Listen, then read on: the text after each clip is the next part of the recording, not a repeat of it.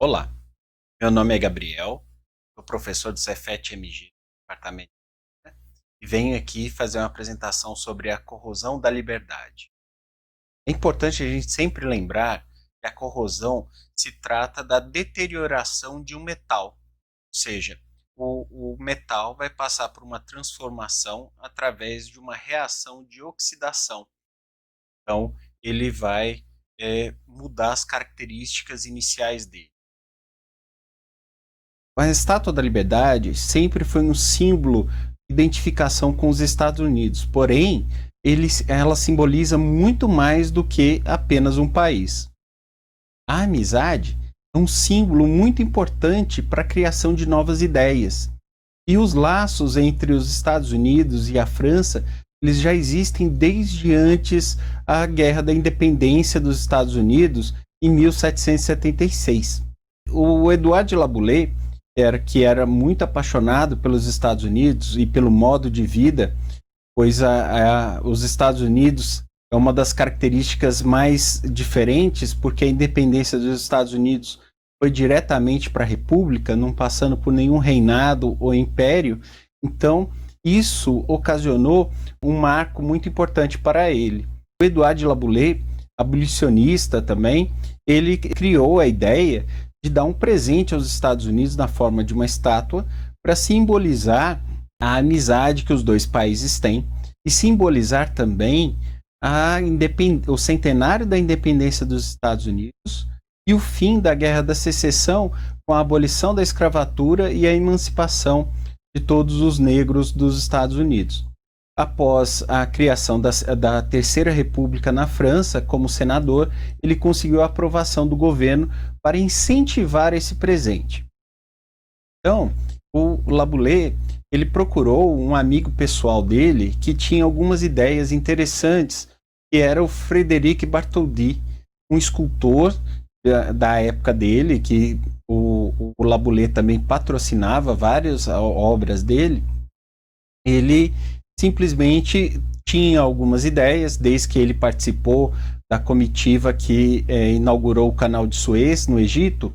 Então ele já tinha uma proposta bem interessante de um farol na forma de uma pessoa, que era o Egito iluminando o mundo, onde o farol ficaria na entrada do Canal de Suez, mostrando uma egípcia para simbolizar as amizades entre os países e também ter outras representações. Laboulaye e o Bartholdi montaram uma comissão na parte francesa e, após um convencimento com o governo americano, eles criaram a comissão nos Estados Unidos. A comissão francesa, ela era chefiada pelo Laboulaye e com isso ele ficaria responsável pela arrecadação financeira. O que acontece é que a característica da Estátua da Liberdade é que o dinheiro foi arrecadado e não fornecido pelos governos. Então o Laboulaye era responsável justamente por fazer diversas situações para angariar fundos.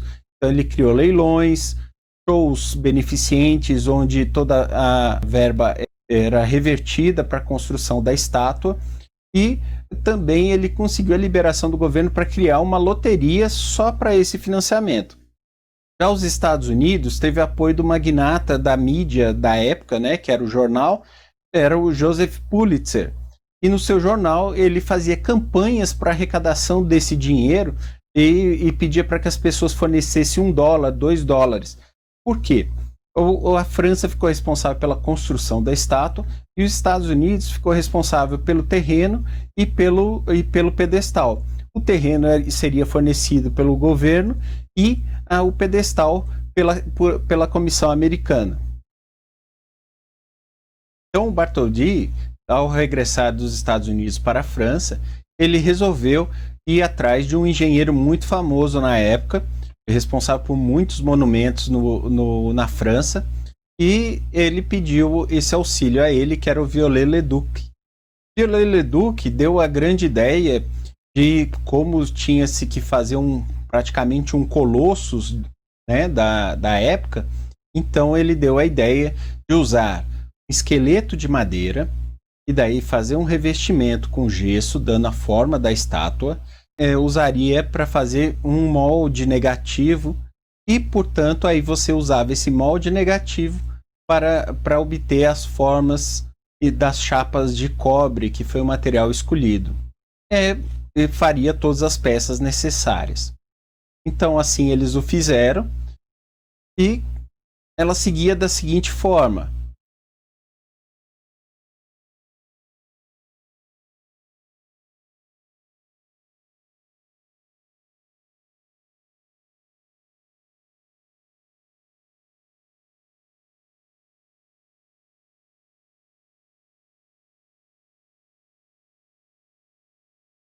Aqui nós temos uma imagem do processo que eles faziam dentro do ateliê. Então, após o revestimento do gesso, era colocado a madeira para tirar um molde negativo da estátua. Esse molde ele era usado para malhar o cobre, ou seja, martelar o cobre até ele obter a forma desejada. Depois disso, fazer um reforço estrutural disso, porque o cobre é um metal muito denso. E mesmo usando chapas muito finas, né, da espessura de 2 centavos, eles pegaram, fizeram um reforço com ferro fundido. E para que não houvesse contato direto entre o ferro fundido e o cobre, eles faziam a pintura do ferro fundido com tinta asfáltica, até eles conseguirem juntar as chapas e rebitá-las conjuntamente. Então, no ateliê, foram criadas várias formas. Primeiramente, construiu-se a tocha e a cabeça da estátua, porque o Bartholdi teve a ideia de usar esses artefatos separadamente para ajudar na arrecadação de fundos também. Então, a tocha foi enviada aos Estados Unidos, onde ele pôde arrecadar dinheiro. E também um outro detalhe: a Estátua da Liberdade, durante o período que ele visitou os Estados Unidos, praticamente ninguém queria a estátua lá, porque todo mundo estava preocupado com o custo de manutenção dessa estátua e como é que seria feito isso. Aceitava de portas abertas a Estátua da Liberdade. A tocha dos Estados Unidos, ela foi passando em várias cidades, em várias feiras, e as pessoas poderiam pagar um ingresso, subir na tocha e poder ver a vista lá de cima. Na França, ficou a cabeça, onde também tinha-se o mesmo efeito. Você pagava para entrar, né, na cabeça da estátua, e no diadema, que é essa parte aqui de cima, visualizar a paisagem no entorno da estátua. E ficava geralmente no Champ de Mars, onde ficou durante muito tempo várias peças expostas.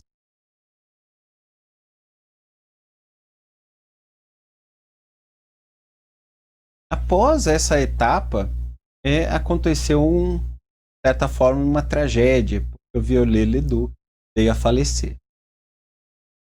Bartholdi foi atrás de novos engenheiros, e ele encontrou 2 engenheiros que eram muito conhecidos pelas suas obras e uso do ferro fundido. Um deles era o Maurice Quicklin. Ele teve uma participação especial não só nesse evento, como depois na Torre Eiffel. E o Gustave Eiffel, que tinha a fama de ser um engenheiro que fazia as obras sempre dentro do prazo e dentro do orçamento. Coisa que até hoje também muitos engenheiros têm dificuldade de realizar, mas o Eiffel fazia isso com muita maestria. Eles visualizaram um projeto um pouco diferente do Viollet-le-Duc, e eles criaram essa estrutura diferenciada, que consistia de 4 pilões. Esses 4 pilões eles identificavam como a parte mestra da estrutura, e depois eles colocavam essa armação do lado de fora, fazendo a parte secundária, de onde seriam fixadas as placas pela estrutura toda. A partir dessa construção aqui, depois que já tinham elaborado todas as peças, durante os 3 anos seguintes, eles foram montando e testando toda a estrutura da estátua, até se chegar no modelo a ser usado. Após essa montagem teste, a Estátua da Liberdade foi desmontada em 350 peças e foram colocados em 240 caixotes e foram mandados para os Estados Unidos até chegar em Nova York. A Estátua da Liberdade também teve uma série de dificuldades na sua viagem. Ela quase naufragou. Quando ela conseguiu chegar, e já tinha sido escolhido o lugar, que seria em Nova York, ela foi recebida com muita pompa e receptividade por vários navios. Enquanto isso, né, enquanto o Eiffel e o Koenig e o Bartholdi montavam a estátua, nos Estados Unidos teve-se a dificuldade de encontrar o local, até que finalmente, através do convencimento do Laboulaye e do Bartholdi, eles conseguiram deixar a estátua em Nova York. E essa estátua ela seria colocada numa das ilhas logo na entrada da Baía de Nova York. E essa ilha ela já estava sendo usada há muito tempo como um forte, desde a época da Guerra da Secessão, para proteger justamente a Baía de Nova York. A opção dos engenheiros americanos foi de aproveitar a estrutura do forte como parte da base do pedestal da estátua. Depois que eles organizaram toda a parte do forte, reforçaram a estrutura, eles começaram a fazer a montagem do pedestal todo em granito. Tudo isso sendo grandes notícias no jornal do Pulitzer, justamente para fazer aquelas arrecadações, mesmo que pequenas. Muitas vezes eles conseguiam apenas receber doações de $1, $2. Escolas fizeram campanhas de cofrinho para que os meninos trouxessem centavos e a turma economizasse para contribuir nessa parte. O Pulitzer ele falou que para cada doador, independente da quantidade, teria o nome publicado na primeira página do jornal, e assim ele o fez. E mesmo depois que já estava montada e chegou todas as peças da estátua, o Bartholdi ele não perdeu a oportunidade de aumentar ainda mais a arrecadação. Ele deixava as peças expostas na ilha, Nova York, onde que estavam montando a estátua, na ilha de Bedloe. As pessoas podiam ir lá tirar fotos, claro que mediante uma contribuição. Durante a inauguração da estátua, teve-se várias situações bem interessantes. Eles apresentaram o nome oficial da Estátua da Liberdade, que é a Liberdade Iluminando o Mundo, e depois ela ficou conhecida apenas como Dama Liberdade. Mas, mesmo assim, o nome oficial dela é Liberdade Iluminando o Mundo. E no grande dia, né, da inauguração, teve fogos e muitos navios para mostrar a inauguração da estátua, pois eles retiraram um véu da estátua, então foi bem interessante. E hoje a Estátua da Liberdade ela possui uma ilha muito bem mais estruturada para visitantes, onde você tem aqui o Museu da Estátua da Liberdade, onde tem todos os moldes e as explicações de como é que foi construída a Estátua da Liberdade. Aqui você tem a área de recreação, de segurança, restaurantes e assim por diante, lojas de lembranças. E aqui você pode ficar na ilha passeando e o único acesso é através da balsa. Nenhum navio particular pode ser ancorado na Ilha da Liberdade, como ela é conhecida hoje.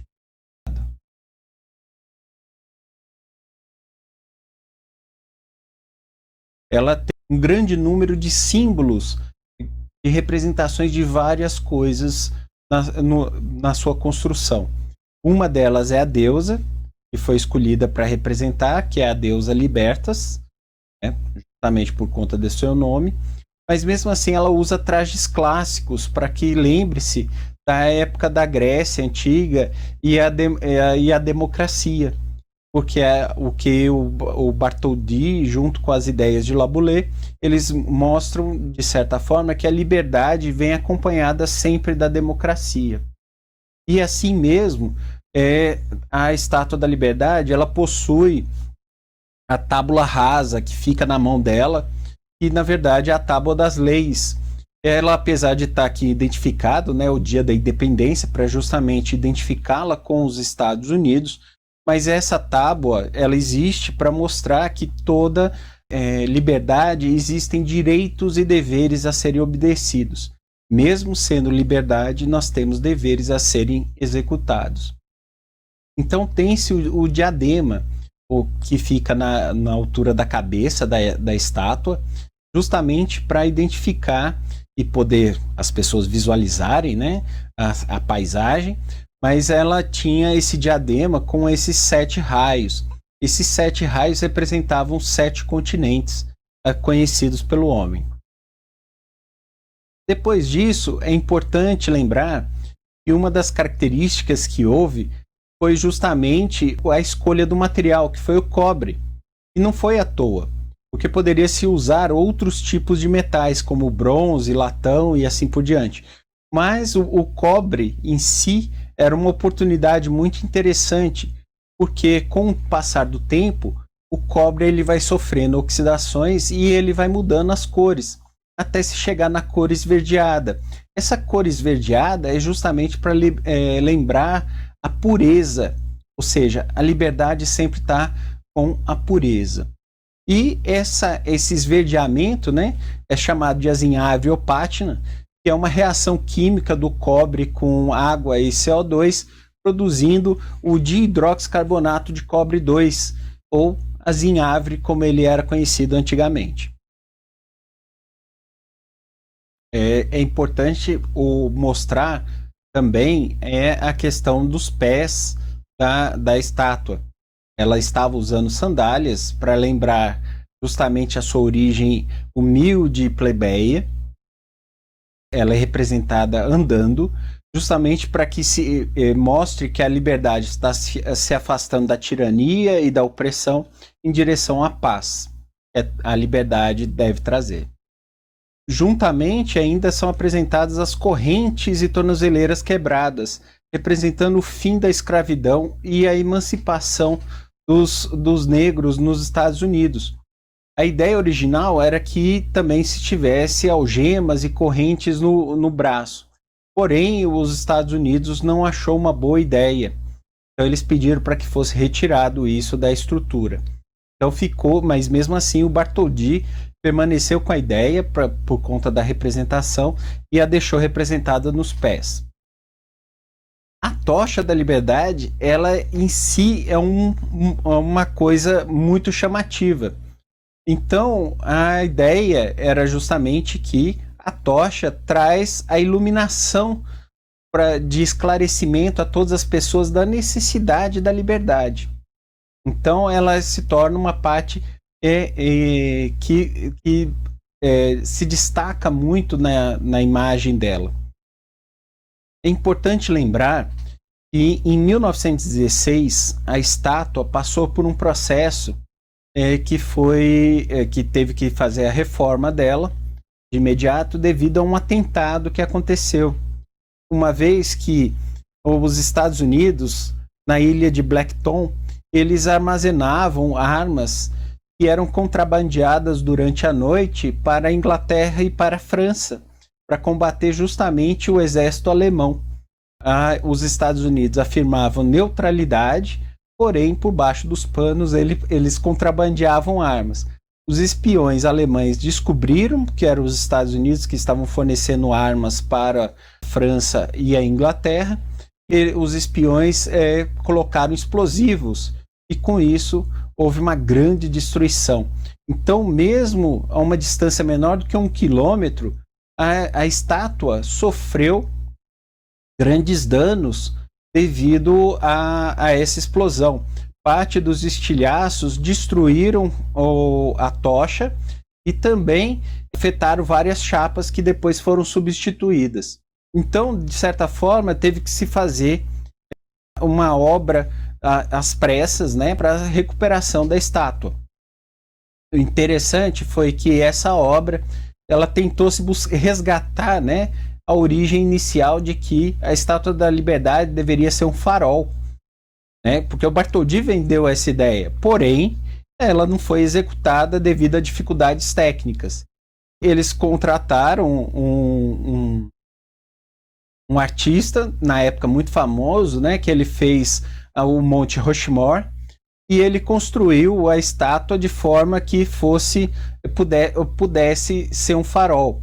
Ele usou cristais fornecidos pelo joalheiro Tiffany, né, dono da Tiffany's de Nova York, que é muito reconhecida no mundo inteiro. Porém, a funcionalidade de farol não foi possível ser alcançada.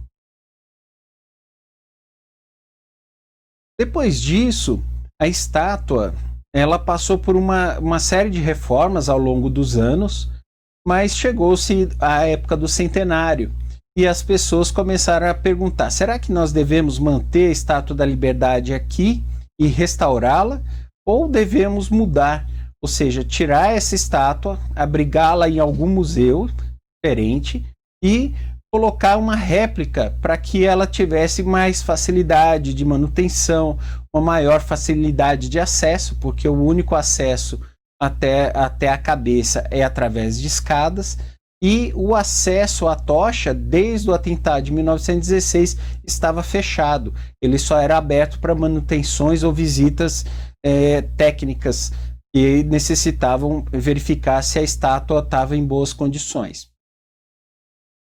No final das contas, decidiu-se em recuperar e restaurar a estátua à sua forma toda original, incluindo a substituição da tocha que foi modificada. A tocha, ela inicialmente ficou com aquela cara de farol e depois disso foi feito justamente a inserção da tocha na forma original, usando ela toda em cobre, porém, para melhorar o brilho dela e ela não ser oxidada ao longo do tempo, usou-se folhas de ouro 24 quilates para se obter esse resultado, que ficou maravilhoso e que durante a noite é iluminado com luz para dar o efeito de que a tocha está acesa. Durante a reforma, buscou-se, né, observar diversas situações em que a estátua tinha que estar preparada. Verificou-se, né, todas as questões técnicas que eram necessárias para que a estátua permanecesse inteira. As soluções que o Eiffel e o Kirkland encontraram foi muito interessante. Usar o cobre em vez de outros materiais muito comuns. Ela tinha uma característica, né, que aquele esqueleto especial que o Kirkland e o Eiffel bolaram era uma estrutura que dava certa flexibilidade para a estátua, permitia que ela oscilasse até 20 centímetros de um lado para o outro sem ocasionar danos à estrutura. E com isso, eles também usaram a tinta asfáltica para gerar proteções.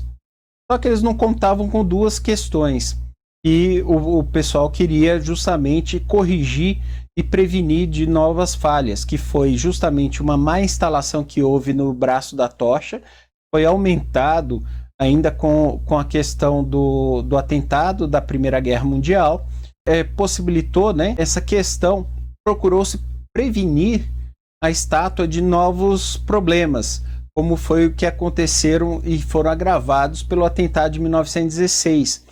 Um era corrigir uma má instalação que foi feita no braço da tocha, então alinhar melhor o braço da tocha, e ainda prevenir futuros atentados e facilitar o acesso a toda a estrutura de maneira mais simples. É importante verificar que na parte interna existia uma degradação muito grande por conta das camadas de tinta que eram colocadas periodicamente para proteger não só a estrutura interna, né, do metal do cobre, mas também principalmente por conta do ferro fundido. A gente pode verificar aqui, né, vários problemas. Aqui uma tira de estrutura bem danificada aqui, né, já bem corroída, e ainda partes que estavam soltando a tinta justamente pelas deformações da ferrugem dessas tiras de ferro fundido. Ainda verifica-se, né, vários outros problemas de corrosão ocasionados justamente pela falta de certos cuidados, que não se tinha conhecimento à época da estrutura, então também era muito interessante. Aqui é uma curiosidade, é que essa foto mostra o acesso para a tocha. Através dessa escada que você chega até a tocha da Estátua da Liberdade. Então, para retirar essas camadas de tintas e assim poder recuperar parte da estrutura e daí fazer novas proteções, era justamente a retirada da tinta. Então, para isso, criou-se uma técnica que usava nitrogênio líquido, já que eles não conseguiam recuperar com outras técnicas.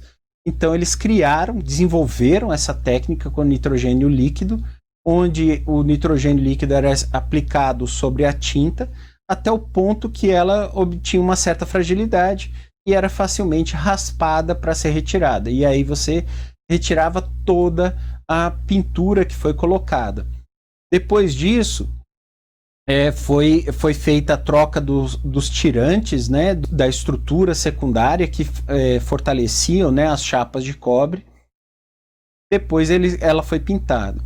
Agora, a estrutura de ferro fundido, ela tem uma grande característica a ser observada, porque devido a uma situação que na época não se conhecia, que era a corrosão por frestas. A umidade entra justamente entre a placa de cobre e as suas braçadeiras de cobre. E tinham acesso até chegar ao ferro fundido.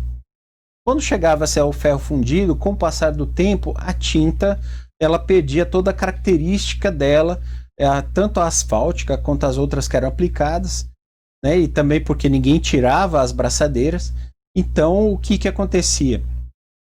A ferrugem, como ela é menos densa do que o ferro, ela começava a se expandir aqui, forçando tanto a chapa quanto a braçadeira, até o ponto de fazer o rompimento do rebite que prendia as braçadeiras e, consequentemente, acelerar ainda mais os danos à estátua por corrosão. Então, os idealizadores da reforma, eles mantiveram o sistema com cobre, só que eles escolheram, ao invés do ferro fundido, para essa estrutura secundária, usar o aço inox 316L, que ele é muito resistente à oxidação. E ainda, como o calcanhar de Aquiles dele é o cloreto, e a estátua está exposta ao ambiente marinho, fez um revestimento todo com fitas de teflon, e garantir ainda mais que a estrutura não sofresse futuras corrosões. Então, hoje, a aparência da estrutura é essa, onde é possível ver aqui as partes com os tirantes, né, de aço inox revestidos com teflon, e aqui as braçadeiras de cobre que foram colocadas também novas, justamente para garantir a estátua. Fez-se ainda, né, uma repintura, aproveitou-se, retirou toda a tintura antiga e fez-se uma nova pintura justamente para garantir uma nova proteção à estrutura principal desenvolvida pelo Eiffel e pelo Koenig. Então, a estátua foi reformada a tal ponto e preveniu-se todos os sistemas, né, de proteção para que a estátua tenha uma nova vida. Espera-se que com esses novos tratamentos ela dure por pelo menos mais uns outros 100 anos. Mas imagina-se que vai ser bem mais do que isso. É importante lembrar que a Estátua da Liberdade é um caso de estudos muito importante na corrosão, pois, além dos problemas que teve pela corrosão, né, é importante a gente lembrar que a corrosão, mesmo ela sendo deterioração de algum material, é interessante ver que ela também pode ser usada como proteção, porque já que a pátina ela é muito aderente à superfície, ela, à medida que foi se gerando aquela cobertura esverdeada, ela também era difícil dela sair. Então ela ocasionou a proteção do próprio cobre ao processo corrosivo. E as soluções, né, para que evite-se novas corrosões, elas estão sendo desenvolvidas a cada dia e melhoradas. A reforma do centenário ela foi extremamente importante para essas novas soluções. É importante, antes da gente finalizar, ver uma situação muito interessante, porque a Estátua da Liberdade, ela tem uma história, não só da simbologia toda que ela carrega, mas também até a história dela tem uma certa simbologia, um certo peso que nós precisamos ver. Ela representava a liberdade, mas ela foi oferecida a vários lugares e nenhum deles queria a Estátua da Liberdade, justamente por conta dos seus direitos e deveres, principalmente dos deveres, né, que ela trazia junto dela. E depois que ela foi aceita como um presente, a Estátua da Liberdade, ela foi virando a identidade que as pessoas queriam que o país fosse representado. Ou seja, uma terra cheia de liberdade e sem opressão. Não é bem verdade como os Estados Unidos está, mas é a ideia, né, aquela utopia a ser alcançada que foi bem interessante. Nessa apresentação, eu tentei resumir várias situações, várias histórias, só que nem tudo é exatamente como eu falei, tem alguns detalhes a mais e outros interesses. Então eu estou aqui apresentando para vocês os diversos livros consultados para essa apresentação. Espero que vocês tenham gostado.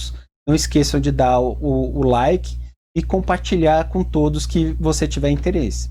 E assinem o canal Química na Web e apertem o sininho para receber sempre as notificações de novas apresentações. Até mais!